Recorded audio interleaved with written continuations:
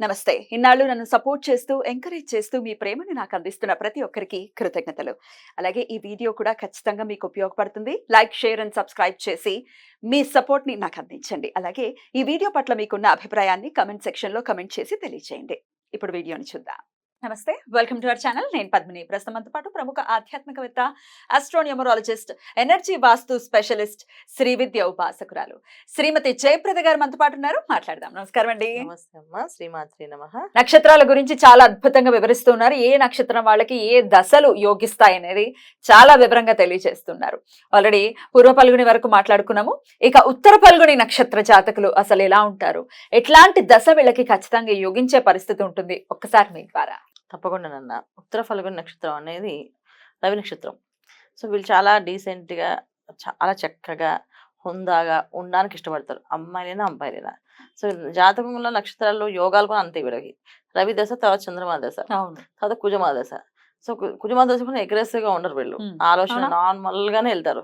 అసలు ఇంత శాంతంగా, ఇంత కామ్ గా వెళ్లే మనుషులు ఎవరు ఉన్నారంటే ఈ ఉత్తర ఫల్గుని నక్షత్రం. అదేంటండి రవి నక్షత్రాలు అగ్ని అంటే ఎట్లయినా రవే కదా. రవి నక్షత్రం ఇది ఒక్కటి మాత్రం ఉండదు. మళ్ళీ ఉత్తరాషాఢకి అలా ఉండదు, కృతికకి అలా ఉండదు. కృతిక ఉత్తర ఫల్గుని నక్షత్రం అంతా చాలా సౌమ్యులు. అసలు వీళ్ళకి కోపం వస్తుందా అనే కోపం కూడా వస్తుంది మనకు ఒక్కొక్కసారి. అంత సౌమ్యంగా ఉంటారు వీళ్ళు. ఏదో వీళ్ళకి ఏదైనా రాహు కొంచెం చతుర్థ స్థానంలో పడితే గనక కొంచెం అగ్రెసివ్ గా మాట్లాడడం, కొంచెం మాట విసిరేయడం ఉంటుంది. మాట విసరడం ఉంటుంది అంతే. మాట విసరడం అంటే నచ్చలేనప్పుడు తప్పని మాట్లాడతారు, అది కట్ అయిపోతారు రిలేషన్. అలా మాట్లాడతారు, అదర్వైజ్ ఏమి ఉండదు. ఒక మాట్లాడటం అలా మాట్లాడితే ఇంకా రిలేషన్ బ్రేక్ అవడమే. పాయింట్ చాలా గట్టిగా స్ట్రాంగ్ గా మాట్లాడతారు. రవి నక్షత్రాలు కదా, స్ట్రైట్ ఫార్వర్డ్ గా అడుగుతారు అడిగే విషయాలు. ఆ స్ట్రైట్ ఫార్వర్డ్ అనేది కొంతమంది బడబడ చేస్తారు, వీళ్ళు చాలా సైలెంట్ గా పాయింట్ అడిగినప్పటికీ మనకి అది ఎప్పటికో గుచ్చిపోయి అమ్మ ఎప్పుడు వాళ్ళ మొహం చూసినా ఆ పాయింట్ గుర్తొచ్చేస్తుంది, ఆ మాట గుర్తొచ్చి వీళ్ళు ఆ రోజు ఆ మాట అన్నారు, అంత స్ట్రాంగ్ గా చెప్తారు. అందువల్ల వీళ్ళ లైఫ్ లో కొన్ని విషయాలు ఏంటంటే బ్లెస్సింగ్స్ ఎక్కువగా ఉంటాయి వీళ్ళకి. బ్లెస్సింగ్ జీవితం అనమాట చెప్పాలంటే. ఎందుకంటే ఎవరిని ఒక తొందరగా పడి ఏదో ఒక మాట అనడం, తొందరపడడం, తొందరగా మాట్లాడడం, అలా చేసే లక్షణాలు ఏముండవు వీళ్ళకి. జనరల్ గా సాఫ్ట్ నేచర్ లో వెళ్తారు, ఓర్పు ఎక్కువగా అనిపిస్తుంది. దానివల్ల బ్లెస్సింగ్స్ వల్ల వీళ్ళ లైఫ్ ముందుకు టర్నింగ్ అవుతుంది తప్ప అదర్వైజ్ ఇబ్బంది పడతారు.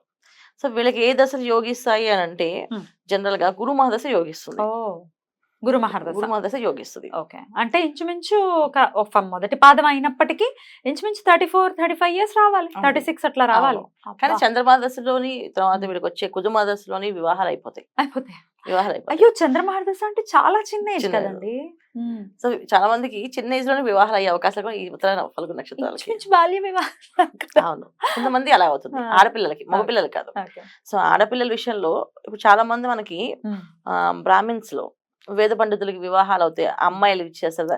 సో వాళ్ళు ఎంచుకునే పిల్లలు వీళ్ళే ఉంటారు ఎక్కువగా. ఎందుకంటే వీళ్ళు చాలా సౌమ్యంగా ఉంటారు, డీసెంట్ గా మాట్లాడతారు, ఏ విషయంలో తొందరపడి అన్నారు అరే ఈ అమ్మాయి చాలా చక్కగా ఉంది, హుందాగా చక్కగా ఉంటుంది, ఆ పిల్లని చేసుకుందాం అనే ఫీలింగ్ ఉంటుంది. తల్లి కూడా అలాగే పద్ధతి ఉన్నప్పుడు ఆ తల్లి ఒక అనుగ్రహంతో పిల్లలు కూడా అలాగే ఉంటారు. సో ఆ యోగం కూడా ఉంది వీళ్ళకి, అందుకని చేస్తారు. సో వీళ్ళకి గురు మదర్స్లోని జరిగే వివాహాలు ఎక్కువ. చాలా మంది గురు మదర్స్లో సెటిల్ అవ్వడం, వివాహాలు అవ్వడం బాగుంటుంది. గురు మదర్స్ బాగా యోగిస్తుంది. వన్స్ గురువు ఒకవేళ జాతకంలో యోగం లేకపోతే అప్పుడు ఇబ్బంది. సో ఇబ్బంది ఎలాంటి పెడుతుందంటే పెద్దగా ఇబ్బంది ఏమి ఉండదు వీళ్ళకి. ఏంటంటే ఉద్యోగాల్లో వాటిల్లో పెద్దగా రాణింపు ఉండదు, నార్మల్ ఉద్యోగం చేస్తారు, నమ్మకస్తులుగా ఉంటారు వీళ్ళు. సో చిన్న చిన్న సంస్థలోని చిన్న చిన్న ఉద్యోగాలు చేస్తారు, శాలరీలో ఎక్కువ పెంచాలని, ఎక్కువ ప్రమోషన్స్ రావాలని కూడా అనుకోరు. సో ఇలాంటి లక్షణాలు కూడా ఈ జాతకంలో ఈ ఉత్తర ఫల్గుని నక్షత్రం వాళ్ళకి ఉంటాయి. సో రవి దశ, చంద్రమా దశ, తర్వాత కుజమా దశ, తర్వాత వీళ్ళకి వచ్చే రాహు దశ. సో రాహు దశలో వీళ్ళకి ఏంటంటే ఇబ్బంది, రాహు ఒకవేళ బాగుంటే రాహు దశను యోగిస్తుంది. రాహు బాగుండాలి, బాగా లేకపోతే ఇబ్బంది. జనరల్ గా రాహు బాగుండడు. జనరల్ ఉత్తర ఫల్గుని నక్షత్రానికి రాహు ఎప్పుడు కూడా యాంటీ కాంబినేషన్ లో వస్తాయి. ఎందుకు తెలియదు కానీ జనరల్ గా జాతకాల్లో చాలా వరకు నేను ఉత్తర ఫల్గుని నక్షత్రం రాహు యోగిస్తున్నాడా అని చూస్తే యోగించట్లేదు. అంటే రాంగ్ ప్లేసెస్ వస్తాడు అని ఎక్కువ రాంగ్ ప్లేసెస్. వీళ్ళకి కేతు యోగిస్తూ ఉంటాడు, కానీ కేతు దశ రావడానికి టైం పట్టేస్తుంది. సో అందుకని ఏంటంటే రాహు దశ అందుకే యోగించదేమో అనిపిస్తుంది. కొంతమందికి రాహు అంతర్దశ యోగిస్తాయి. ఇప్పుడు కుజుల్లో అంతర్దశ రాహు వస్తే యోగిస్తుంది, అలాగే గురువులో రాహు దశ వచ్చినప్పుడు యోగిస్తుంది. అవి కొంతమందికి యోగిస్తున్నాయి. అవి ఎలా యోగిస్తాయంటే ఉద్యోగాలు సడన్ గా వీళ్ళు మారిపోతారు అనమాట. మనుషులు ఎంత సాఫ్ట్ స్వభావం ఉండి ఒకేసారి రాజకీయాల్లోకి వెళ్ళడం కానీ, టపటపా మాట్లాడడం కానీ, ఒక పేపర్ తీసుకొని దాని గురించి అనాలిసిస్ చేసి దాని వివరం చెప్పడం కానీ, ఇలాంటివన్నీ చిన్నగా వస్తుంట. సడన్ గా జరిగే పరిణామాలు అంటారు కదా, అలాంటి పరిణామాలు వీళ్ళ జీవితాల్లో ఉంటాయి. సో అవి ఎలా ఉంటాయంటే రాహు ఒకవేళ వీళ్ళకి అర్ధ దశల్లో యోగిస్తే ఖచ్చితంగా వెళ్ళి మంచి పొజిషన్ లో కొంతమంది రాజకీయాల్లో రాణించేస్తారు. ఆటోమేటిక్ గా పొజిషన్ వచ్చి మీరు ఏం చేయట్లేదు, జస్ట్ కూర్చోండి అంతే, కూర్చొని మీరు చెప్తూ ఉండండి అంటే చాలు వీళ్ళు అంతే హ్యాపీగా వెళ్ళిపోతారు. అలాంటి అవకాశాలు ఎక్కువగా ఉంటాయి. సో లేడీస్ కి వచ్చేసి ఎప్పుడు కొన్న బిందాస్ లైఫ్, వాళ్ళు ఎంత టెన్షన్ పెట్టుకోరు, తీసుకోరు. ఎందుకంటే మాకు అంత అవసరం లేదు అని చెప్తారు. అంత అవసరం లేదు, ఎందుకు ఆయన కష్టపడుతున్నారు కదా, ఆయన కష్టపడితే ఆయన నేను అన్ని చేసి పెడితే చాలు, నాకు ఎందుకు మళ్ళీ నేను సపరేట్ నేను కష్టపడడం ఎందుకు అని అంటే. కొంతమందికి లేడీస్ కి చేయాలని అనిపించినా సరే అవకాశాలు ఉండవు. కొంతమందికి ఉండే తాపత్రయం ఉంటుంది, చేద్దాం ఏదైనా సాధిద్దాం కొంచెం, ఇలా లైఫ్ అంతా చదువుకున్నాను, నేను అంత చదువుకుని చాలా బాగా చదువుతాను అన్న, చదువులు మాత్రం బ్రహ్మాండంగా ఉంటాయి, బ్రహ్మాండం చదువుతారు. ఇంటెలిజెన్స్ ఎంత బాగా చదువుతారంటే అసలు డిగ్రీస్ ఇన్ని డిగ్రీస్ అనేవి మీకోనండి. అవునండి, చూడడానికి సింపుల్ గా అనిపిస్తారు వాళ్ళు. సో మీకు ఇన్ని డిగ్రీస్ ఉండి మరి ఏం మాట్లాడలేదంటే ఏమో వాళ్ళతో అసలు కష్టం మామూలుగా. అసలు వాళ్ళతో మనం జర్నీ చేసామంటే నీరసం వచ్చేస్తుంది ఫస్ట్ ఆఫ్ ఆల్. కొంతమంది ఏంటంటే సైలెంట్ అలా వెళ్ళిపోతారు, కొన్ని అవర్స్ మాట్లాడుకొని ఉండగలరు వాళ్ళు. ఒక జర్నీ చేస్తే మన పక్కన ఒక 1 hour, హాఫ్ అన్ అవర్ మాట్లాడతాయి ఏ విషయాలు. వీళ్ళు 1 or 2 hours కదా, అసలు కలవకపోతే మ్యాచ్ అవ్వకపోతే 2 days అని వాళ్ళు అలా వాళ్ళతో ట్రావెల్ చేస్తారు కానీ అసలు మాట్లాడరు. ఎంత బోర్ కొట్టేది మీకు అనండి, ఏం పర్లేదండి అంటే కంఫర్టబుల్ అనమాట వాళ్ళు. సో అలాంటి ఇబ్బందులు కూడా వీళ్ళతో ఉన్నాయి. సో చిన్న వయసులో ఆడపిల్లలకైతే వివాహం అయిపోయే పరిస్థితి ఉంటుంది. ఒకవేళ అవ్వని పక్షంలో ఏ దశలో వీళ్ళకి వివాహం చేసుకుంటే మంచిది, కెరియర్ ఎప్పుడు సెటిల్ అవుతుంది? రాహు మహర్దశ. అదే మీరు అన్నట్టుగా రాహు మహర్దశ, వివాహం కూడా అప్పుడే రాహు మహర్దశ. అప్పటికి రాహులో వీళ్ళకి జనరల్ గా రాహు అంటే 18 ఏళ్ళు కదా ఉంటుంది. 18 ఏళ్ళు ఉంటుంది. రవిదశ రాహు 6 ఏళ్ళు రవిదశ, గురువు కాదు కదా. తర్వాత చంద్రమాదశ, తర్వాత కుజమాదశ. 18 years కి ఆల్మోస్ట్ రాహు స్టార్ట్ అయిపోతాడు. సో 18 years ఉంటాయి ఆయన. సో రాహు దశలోనే వీళ్ళకి సెటిల్ అవ్వడం కానీ, ఉద్యోగం రావడం కానీ, వివాహం అవడం కానీ అవుతుంది. యోగం అయితే అది యోగకారకుడు అయితే కనుక బ్రహ్మాండంగా యోగిస్తుంది, లేకపోతే నార్మల్ వెళ్ళిపోతుంది అంతే.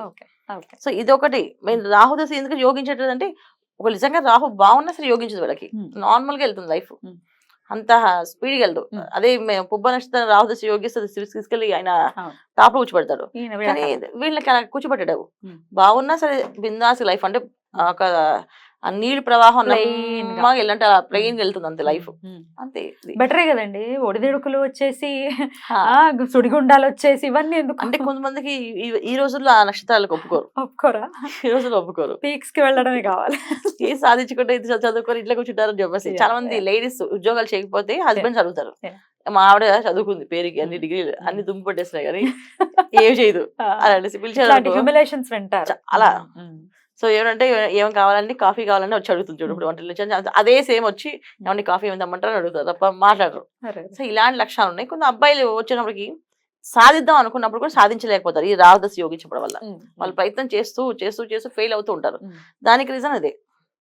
కానీ మనకి ఏంటంటే ఎక్కువ అన్ని నక్షత్రాల కంటే ఈ నక్షత్రం వాళ్ళతో ఏంటంటే ఏ గొడవ లేకుండా, డిస్టర్బెన్స్ లేకుండా హాయిగా ఉంటారు వీళ్ళు, ప్రశాంతంగా లైఫ్ లీడ్ చేయగలుగుతారు హ్యాపీగా, బాగుంటుంది. ఈ ఆరాధన ప్రత్యేకించి చేసుకోవాలి వీళ్ళు?